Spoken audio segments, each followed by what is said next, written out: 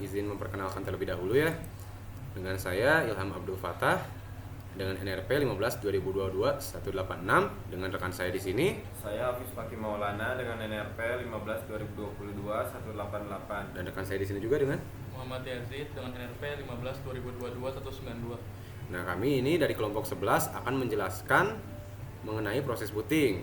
Lebih lengkapnya itu menjelaskan program yang kami buat, program simulasi booting.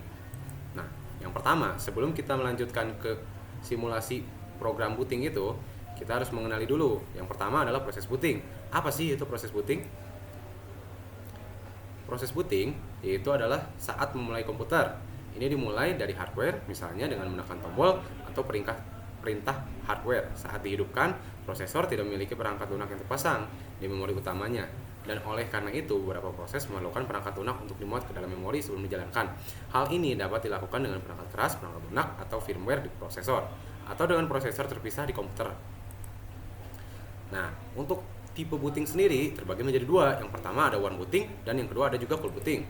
Nah, untuk warm booting, itu proses yang dimana ketika komputer mencapai keadaan tidak respon atau hang, dan sistem kemudian diizinkan untuk memulai ulang dalam keadaan hidup, atau bisa kita lebih kenal dengan restart.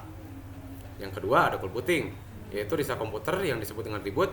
Itu bisa terjadi hard atau cold, misalnya ketika suatu daya pada CPU telah dimatikan dan dihidupkan. Dalam hal ini mulai proses booting, komputer dimulai dalam keadaan tidak responsif.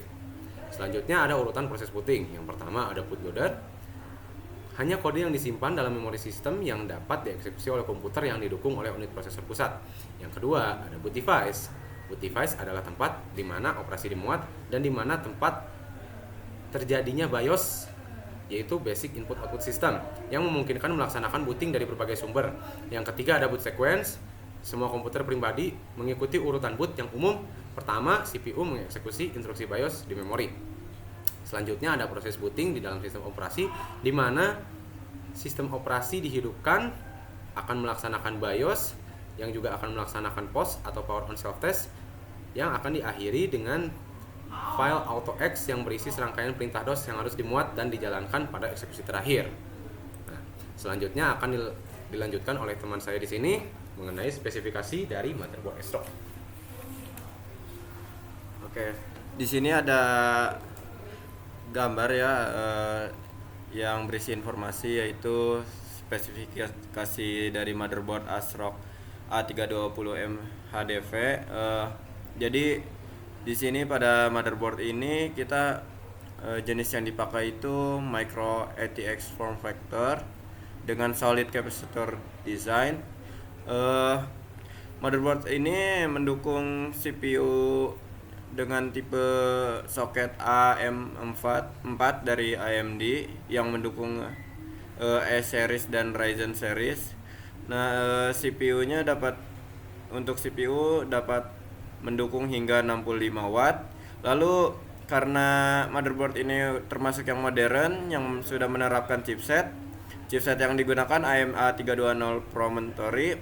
Lalu motherboard tersebut mendukung dual channel, dapat menggunakan secara ganda dengan kapasitas maksimum memori yaitu 32 GB. Lalu di sini ada generasinya yaitu DDR4. Lalu selanjutnya ada expansion slot. Di sini ada PCIe, ada dengan generasi yang 3.0, lalu ada juga yang 2.0. Untuk Ryzen mendukung 16 jenis mode dan 8 untuk yang E-series. Di sini juga mendukung grafis ya, dengan spesifikasi sebagai berikut. Lalu untuk storage di sini juga mendukung jenis SATA 3 dengan 4 slot konektor. Lalu mendukung juga M.2 socket sebanyak 1. Lalu ada seperti itu juga NVMe SSD juga. Di sini juga ada konektor untuk beberapa tambahan pada komputer. Lalu ada audio, spesifikasi audio. Lalu ada LAN, juga ada rear panel I/O seperti port HDMI, USB dan lain sebagainya. Di sini untuk BIOS feature. Nah, di sini akan jadi pusat kita, yaitu di sini ada sebagai berikut, dan juga hardware monitor spesifikasinya. Lalu untuk OS defaultnya Microsoft Windows 10 64 bit dengan sertifikasi sebagai berikut. Lalu selanjutnya akan dilanjutkan oleh teman saya.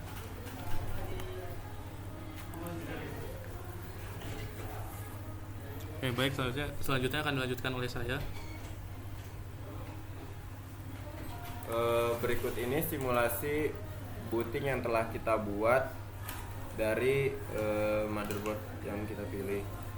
Nah, untuk prosesnya sendiri ini akan melalui beberapa tahap ya. Dan ini yang kita lalui ini pada saat ini kita jalankan adalah proses booting, di mana kita akan memeriksa prosesor, memori, dan juga port. Setelah itu, setelah semuanya beres, kita akan memulai operating system.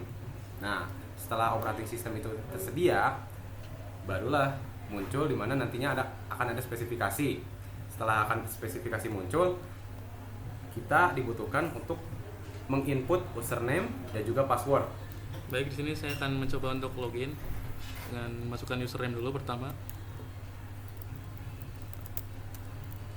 Lalu masukkan password.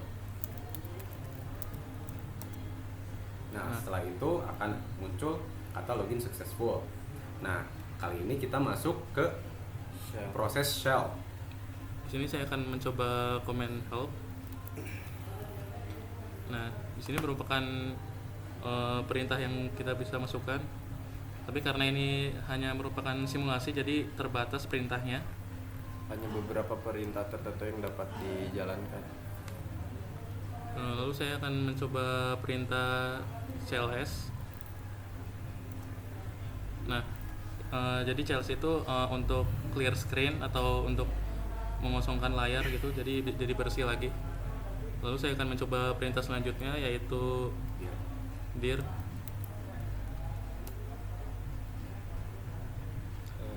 Seperti ini, dir untuk menunjukkan directory. Selanjutnya ada mkdir, itu dengan mengetik md. itu akan melakukan progres di mana kita akan membuat directory. Selanjutnya juga ada command del. Ya, del. Itu fungsinya untuk menghapus file. Selanjutnya ada Q. Untuk Q sendiri ini untuk proses shutdown dari program simulasi booting kita. Kita akan mencoba untuk press any key untuk menutup window ini atau keluar.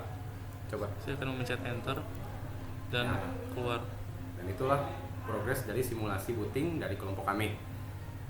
Sekian, dan mohon maaf bila ada kesalahan atau kekurangan dari segi manapun di program kami. Saya ucapkan terima kasih. Wabillahi taufiq wa hidayah. Wassalamualaikum warahmatullahi wabarakatuh.